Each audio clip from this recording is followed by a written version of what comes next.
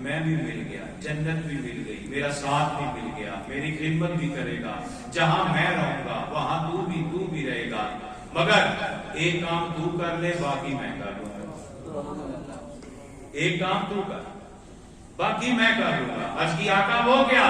فرمایا آج کے بعد سجدے زیادہ کر دے اگر پہلے کم تھے، اعنی علی بکثرت السجود، تو وہاں اس مقام تک پہنچنے کے لیے سجدوں میں اضافہ کر۔ مطلب کیا؟ ربیہ میرے ساتھ رہنا یہ بہت بڑی فضیلت ہے، بڑا کمال ہے اور بہت مناقب اور درجوں کی بات ہے۔ اتنا اپنے آپ کو نفلوں میں رہ کر سنوار لے کہ کل میرے ساتھ رہے تو کوئی یہ نہ کہے یہ تو حقدار ہی نہیں تھا۔ اتنا سجدے کر، اتنے نفل ادا کر کہ تیری ذات پہ بھی فخر کریں، تیرے صفات پہ بھی لوگ فخر کریں۔ اب یہ حدیث سمجھا رہی ہے کہ عبادات کے باوجود میرے آقا علیہ السلام نے فرمایا کچھ خاص مقام لینے کے لیے کچھ خاص نفل پڑھنے پڑتے ہیں، کچھ خاص بولیے نفل پڑھنے پڑتے ہیں۔ تو نماز تسبیح کیا ہے؟ حکماً سنت ہے، ادا کے اعتبار سے نفل ہے کیونکہ حضور نے حضرت عباس کو حکم دیا، لیکن درجہ نفل کا ہے۔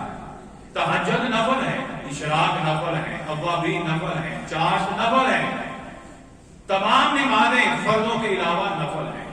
لیکن یاد رکھنا اگر کمال کا درجہ حاصل کرنا ہے تو انسان کو کچھ نفلوں میں آنا پڑے گا۔ میں اتنا عرض کروں گا، پچھلے سال آپ کی عمر کتنی تھی؟ 1 سال کم تھی، اب 1 سال زیادہ ہو گئی۔ اگر کسی کی 39 ہے وہ 40 کا ہو گئے، 40 بھی وہ 39 کا ہو گئے۔ عمر زیادہ ہونے سے عبادت بھی زیادہ ہونی چاہیے، عبادت بھی زیادہ ہونی چاہیے۔ تو اگر فرائض میں کمی ہے تو نوافل سے کچھ حاصل کر لیا۔ کتنی سستی کریں گے ہم زندگی کے اندر، ادھر کے سوائے پریشانیوں کے اور کچھ نہیں۔ میں آخری جملے میں اتنا کہوں گا، آپ سب لوگ کاروبار لحاظ سے دنیا میں، تو ہم بھی دنیا میں رہتے ہیں، لیکن کاروبار کے اعتبار سے انسان کا ایک خاص لنک ہو جاتا ہے۔ میں آپ سے قسم دے کے کہتا ہوں اور مسجد میں بیٹھ کر آپ اپنے دل میں تصدیق کرنا ہے، مجھے کہنے کی، ہاتھ اٹھانے کی ضرورت نہیں ہے۔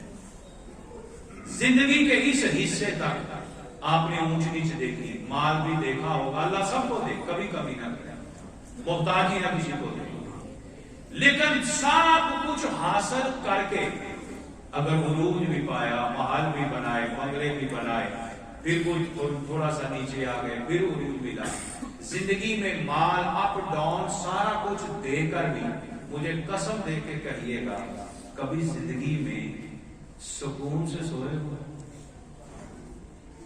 کبھی کسی نے کہا میں بڑا خوش ہوں؟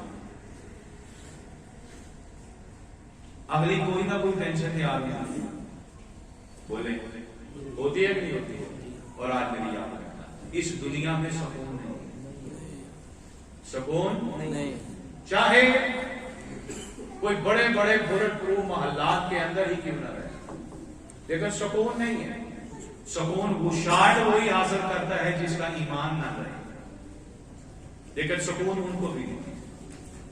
تو جب یہ بے سکونی دنیا کی ہمیں بتاتی ہے کہ یہ دنیا عارضی ہے، یہ فانی ہے، تو پھر ہم اس کام کو کی طرف کیوں نہیں رغبت کر دیتے کہ جس سے انسان کو سکون ملتا ہے۔ اور یہ قسم بھی دی، یعنی میں زمین کی قسم دے رہا ہوں، میں لے نہیں رہا، اپنے آپ سے قسم دے کے پوچھئے گا، سب کچھ پا کر بھی مکمل زندگی میں کبھی کوئی سکون نہیں ہوئے، لیکن ایک قسم اور دے کے مجھے زمین سے پوچھ کے بتائیں کہ جب خدا کو حاضر ناظر سمجھ کر جتنی دیر خدا کی عبادت میں رہتے ہیں سکون رہتا ہے؟ سبحان اللہ، بولیے رہتا ہے؟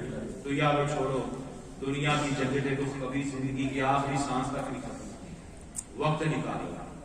یہ لمحے جو آ رہے ہیں یہ کریم آقا علیہ السلام کے صدقے اللہ ہم سب کو عطا کر رہا ہے۔